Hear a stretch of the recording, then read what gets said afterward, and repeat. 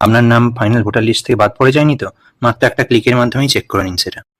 চলুন দেখে নিই কী করে চেক করবেন। প্রথমেই সিইও ওয়েস্ট বেঙ্গল wb.government.in এই যে ওয়েবসাইটটা আছে, এই ওয়েবসাইটটায় আপনাদের চলে আসতে হবে। এই ওয়েবসাইটটায় চলে এসে find your name in electoral roll এইটায় ক্লিক করতে হবে। Find your name in electoral roll এইটাতে ক্লিক করার সঙ্গে সঙ্গে কী হবে না, আপনারা পরের পেজে চলে যাবেন।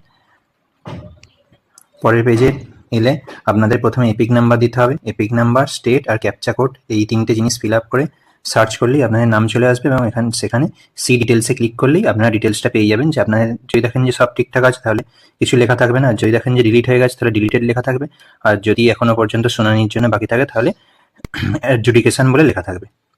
তো আজকে এই পর্যন্তই। Thank you. আশা করি এটা আপনাদের জন্য হেল্পফুল হবে।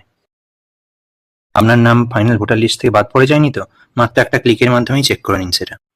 চলুন দেখে নিই কী করে চেক করবেন। প্রথমেই সিইও ওয়েস্ট বেঙ্গল wb.government.in এই যে ওয়েবসাইটটা আছে, এই ওয়েবসাইটটায় আপনাদের চলে আসতে হবে। এই ওয়েবসাইটটায় চলে এসে find your name in electoral roll এইটায় ক্লিক করতে হবে। Find your name in electoral roll এইটাতে ক্লিক করার সঙ্গে সঙ্গে কী হবে না, আপনারা পরের পেজে চলে যাবেন। পরের পেজে এলে আপনাদের প্রথমে এপিক নাম্বার দিতে হবে। এপিক নাম্বার, স্টেট আর ক্যাপচা কোড, এই তিনটে জিনিস ফিল আপ করে সার্চ করলেই আপনাদের নাম চলে আসবে এবং সেখানে সি ডিটেলসে ক্লিক করলেই আপনারা ডিটেলসটা পেয়ে যাবেন। যে আপনাদের যদি দেখেন যে সব ঠিকঠাক আছে তাহলে কিছু লেখা থাকবে না, আর যদি দেখেন যে ডিলিট হয়ে গেছে তাহলে ডিলিটেড লেখা থাকবে, আর যদি এখনো পর্যন্ত শুনানির জন্য বাকি থাকে তাহলে অ্যাডজুডিকেশন বলে লেখা থাকবে। তো আজকে এই পর্যন্তই। Thank you. আশা করি এটা আপনাদের জন্য হেল্পফুল হবে।